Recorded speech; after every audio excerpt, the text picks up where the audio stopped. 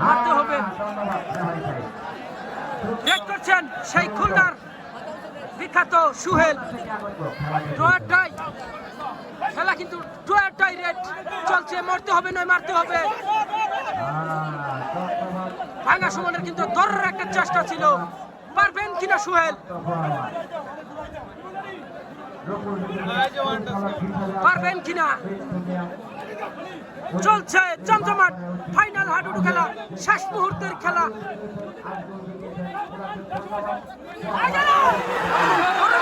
চেষ্টা এবং একাই কিন্তু ধরার একটা চেষ্টা, এবং পারবেন কিনা।